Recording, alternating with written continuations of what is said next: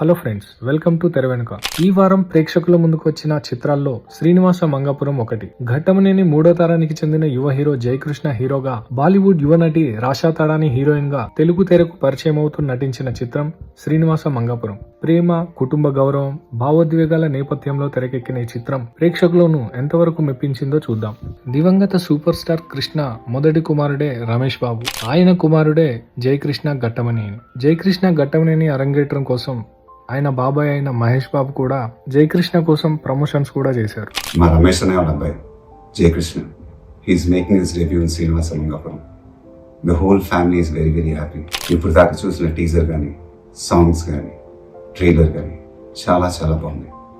Both the lead pair Jayakrishna and Rasha looking very very good. కథ విషయానికి వస్తే, తిరుపతికి కొత్తగా వచ్చిన యువకుడు శ్రీను అంటే జయకృష్ణ అక్కడ పలుకుబడి కలిగిన పెద్దిరెడ్డి కుమార్తె మంగ రాషా తడానిని మొదటి చూపులోనే ప్రేమిస్తాడు. ఆమె మనసు గెలుచుకోవడానికి ప్రయత్నిస్తుంటాడు. అయితే ఓ సందర్భంలో మంగ జీవితానికి సంబంధించిన ఒక పెద్ద షాకింగ్ రహస్యం బయటపడుతుంది. ఆ నిజాన్ని పెద్దిరెడ్డి ఎందుకు దాచిపెట్టాడు, అసలు శ్రీను గతం ఏంటి, మంగతో అతనికి ముందే ఏదైనా అనుబంధం ఉందా?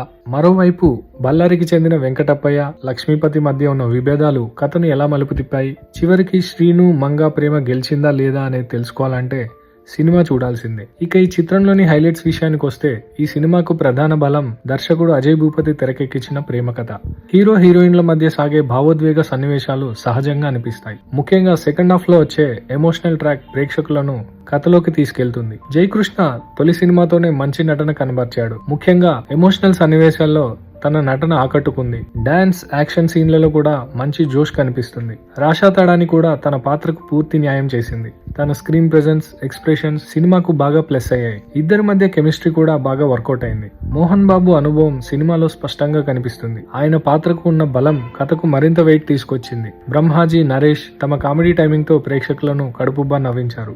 శ్యామ్, అజయ్ తదితరులు తమ పాత్రల పరిధిలో చక్కగా ఒదిగిపోయారు. సినిమాలో వచ్చే కొన్ని ట్విస్టులు ఆసక్తిని పెంచుతాయి. ఇక ఈ సినిమాలో పెద్దగా మైనస్ పాయింట్స్ ఏమీ లేనప్పటికీ సినిమా ప్రారంభమైన కొద్దిసేపటికే కథ దిశ ఏంటో ప్రేక్షకులకు అర్థమైపోయినట్లు అనిపిస్తుంది. కథ బాగానే ఉన్న కొన్ని సన్నివేశాలు మాత్రం రొటీన్ గా అనిపిస్తాయి. ఫస్ట్ హాఫ్ లో కథనం కొన్ని చోట్ల నెమ్మదిగా సాగుతుంది. అవసరానికి మించిన పాటలు ఉండటమే దీనికి కారణం అనిపిస్తుంది. ఒకటి రెండు పాటలను తగ్గించుంటే కథనం మరింత వేగంగా అనిపించేది. ప్రేమ, ఫ్యాక్షన్, కుటుంబ పరువు వంటి అంశాలను ఇంకాస్త ఎలివేట్ చేసి ఉంటే బాగుండు అనిపిస్తుంది. ఇక ఈ సినిమా నిర్మాణ విలువలు చాలా అద్భుతంగా ఉన్నాయి. ఎక్కువ భాగం సహజ లొకేషన్లలో చిత్రీకరించడం సినిమాకు విజువల్ గా చాలా ప్లస్ అయింది. సంగీత దర్శకుడు జీవి ప్రకాష్ అందించిన మ్యూజిక్ సినిమాకు బలం చేకూర్చింది. పాటలు వినడానికే మాత్రమే కాకుండా తెరపై కూడా ఆకట్టుకున్నాయి. కీలక సన్నివేశాల్లో బ్యాక్గ్రౌండ్ మ్యూజిక్ అదిరిపోయింది. సినిమాటోగ్రఫీ, ఎడిటింగ్ అన్ని చక్కగా కుదిరాయి. డైలాగ్స్ కూడా ఆకట్టుకుంటాయి.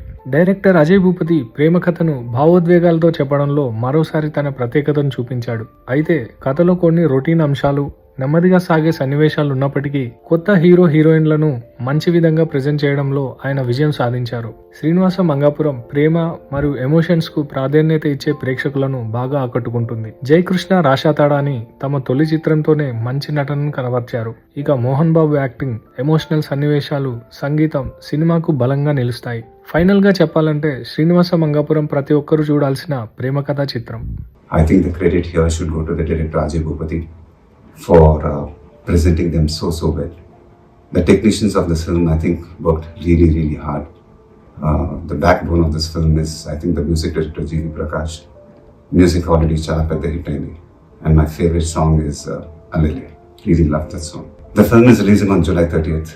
Idi na Rajkumar release date, and idi నాకు తెలిసి డెఫినెట్గా దత్తుగా రిప్లైన్ చేస్తుంటారు, because he's very particular with these things. And Allu Arjun, Ram Charan, myself, we all got introduced under the Vaijayanti banner, and it proved very lucky for us. So Jay Krishna and Rasha, you guys are very lucky to be introduced under the Vaijayanti banner. నాన్నగారు అభిమానులు, నా అభిమానులు జయ కృష్ణ అని రాషాని ఆదరించాలని మనస్ఫూర్తిగా కోరుకుంటున్నాను.